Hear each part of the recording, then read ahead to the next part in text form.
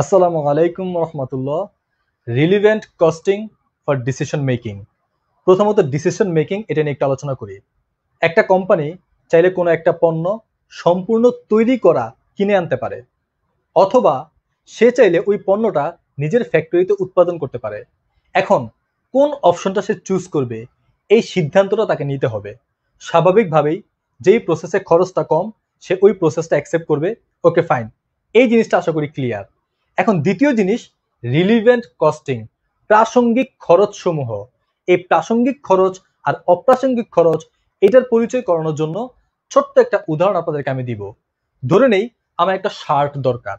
এখন এই শার্ট আমি চাইলে পারচেস করতে পারি রেডিমেড, অথবা আমি টেইলরের দোকানে মেকিং বানাতে দিতে পারি। দুটা অপশন আমার কাছে আছে। এখন আমি যদি সরাসরি একটা শোরুম থেকে কিনে আনি, একটা অ্যামাউন্ট খরচ হয়, ওকে ফাইন। আবার আমি যদি কাপড় কিনে টেইলরের কাছে বানাতে দেই, সেইখানেও কিন্তু একটা খরচ আছে। এখন প্রাসঙ্গিক খরচের সুন্দর সিম্পল সংজ্ঞা হচ্ছে, যেই খরচটা আমার সিদ্ধান্ত গ্রহণে প্রভাব বিস্তার করবে সেই খরচটা হচ্ছে রিলিভেন্ট কস্ট, মানে প্রাসঙ্গিক খরচ। আমি যে শোরুম থেকে কিনে আনলাম এই অ্যামাউন্ট, এটা আমার সিদ্ধান্ত গ্রহণে প্রভাব বিস্তার করবে। এবং আমি যে কাপড় কিনে টেলারের দোকানে বানাইতে দিলাম এই খরচটাও আমার সিদ্ধান্ত গ্রহণে প্রভাব বিস্তার করবে। তাহলে অপ্রাসঙ্গিক খরচ আবার কোনটা, ইরিলিভেন্ট কস্ট আবার কোনটা, যেটা আমরা আমাদের হিসাবের খাতায় দেখাবো না? একটু খেয়াল করেন এইখানে।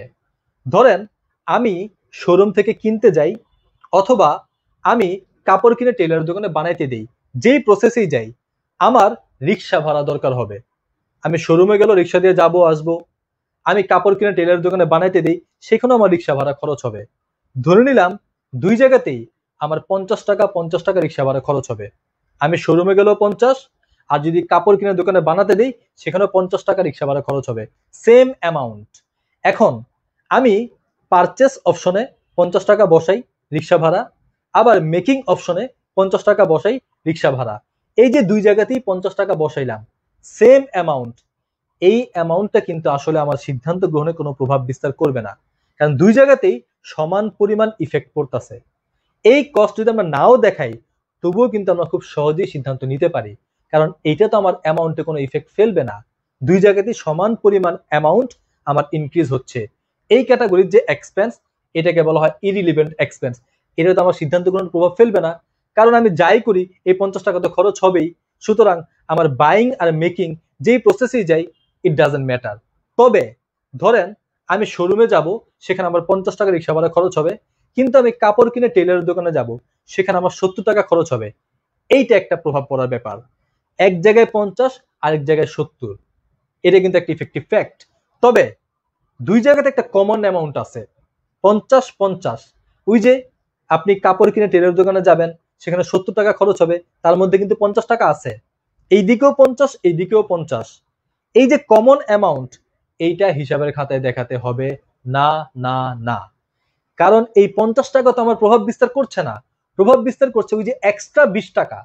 ওই 20 টাকা আমরা দেখাবো কাপড় কিনে যে টেলার দোকানে বানাইতে দিলাম সেই হিসাবের মধ্যে। ওই 20 টাকা হচ্ছে রিলিভেন্ট কস্ট, আর ওই যে 50-50 এটা ইরিলিভেন্ট কস্ট। এইটা হিসাবের খাতায় দেখাতে হবে না। প্রাথমিক অবস্থায় ডিসিশন কি নিবে কোম্পানি, বানাবে নাকি ক্রয় করে আনবে। অ্যান্ড রিলিভেন্ট অ্যান্ড ইরিলিভেন্ট, এই দুইটা। আশা করি আপনাদের কাছে এই টপিকগুলো ক্লিয়ার। এখন আমরা কিছু অঙ্ক করব, যেখানে আরো বিস্তারিত আলোচনা করব এবং আপনাদের যত কনফিউশন আছে সেগুলো দূর করার চেষ্টা করব। চলুন দেখা যাক। এখানে একটি কোম্পানি আছে, জাহান কর্পোরেশন। তারা কোনো একটা পণ্য উৎপাদন করে। এখন এই পণ্যটা উৎপাদন করতে গিয়ে M5 নামে একটা কম্পোনেন্ট উপাদান তাদের দরকার হয়। এখন এই উপাদানটা মোট 20,000 পিস দরকার। এখন তারা যদি এই উপাদানটা নিজেদের ফ্যাক্টরিতে উৎপাদন করে, তাহলে তাদের ম্যাটেরিয়াল লাগবে, লেবার লাগবে, ভেরিয়েবল ওভারহেড লাগবে, ফিক্সড ওভারহেড লাগবে, অনেক কিছু লাগবে। কিন্তু যদি তারা এটা নিজেরা উৎপাদন না করে বাইরে থেকে কিনে আনে, তাহলে তাদের কিন্তু ম্যাটেরিয়াল লাগবে না, লেবার লাগবে না, ভেরিয়েবল ওভারহেড লাগবে না, কিন্তু ফিক্সড ওভারহেড কিন্তু লাগবে। আমি মেকিং অপশনে যাই আর বাইং অপশনে যাই। ফিক্সড ওভারহেড অলওয়েজ ফিক্সড, এইটা আপনাকে অবশ্যই ব্যবহার করতেই হবে। আপনি নিজের যে ফ্যাক্টরি আছে সেখানে উৎপাদন করেন আর বাইরে থেকে কিনে আনেন, ফ্যাক্টরিতে কিন্তু কিছু খরচ হয়। ওই যে ফিক্সড এক্সপেন্সগুলা আপনি মেকিং প্রসেস আর বাইং প্রসেস দুই জায়গাতেই আপনাকে ব্যবহার করতে হবে। এখন এই যে 2,90,000 টাকা, মেকিংয়েও 2,90,000, বাইংয়েও 2,90,000, এই যে সেম অ্যামাউন্ট আমরা আগে আলোচনা করেছি, সেম অ্যামাউন্ট যেই জিনিসগুলা, এটা কিন্তু আমাদের সিদ্ধান্ত গ্রহণে তেমন কোনো প্রভাব বিস্তার করবে না। সুতরাং ফিক্সড ফ্যাক্টরি ওভারহেড এইখানে 2,90,000, এখানে 2,90,000 দেখানোর দরকার নাই, কারণ এটা হচ্ছে আমাদের ইরিলিভেন্ট এক্সপেন্স। এখন একটু আমরা সামনে আগাই, ধরি আমরা মেকিং প্রসেসে যাচ্ছি, তাহলে আমাদের ম্যাটেরিয়াল লাগবে, ঠিক আছে ম্যাটেরিয়াল, আমাদের লেবার লাগবে, ঠিক আছে লেবার, আমাদের ভেরিয়েবল ওভারহেড লাগবে, ঠিক আছে ভেরিয়েবল ওভারহেড। তবে এই ফিক্সড ওভারহেডের ব্যাপারটা আরেকটু পরে আলোচনা করব, তার আগে নিচের এই কথাগুলো একটু পড়ি। আউটসাইডার একজন ভেন্ডর সে অফার করতেছে যে ভাই আপনি একটা কাজ করেন, আপনি এটা উৎপাদন করার দরকার নেই, আপনি 32 টাকা করে আমার কাছ থেকে কিনে নেন। আচ্ছা 20,000 পিস যদি আমরা 32 টাকা করে ক্রয় করি, তাহলে আমাদের বাইং প্রসেসে কত টাকা খরচ হবে? 6,40,000। মেকিং এর ক্ষেত্রে তো এই তিনটা খরচ হচ্ছে, আর বাইং প্রসেসে কিন্তু এই তিনটা খরচ নাই। শুধুমাত্র ডিরেক্টলি আমরা বাই করতে পারি, ক্রয় করতে পারি একটা আউটসাইডার ভেন্ডর থেকে।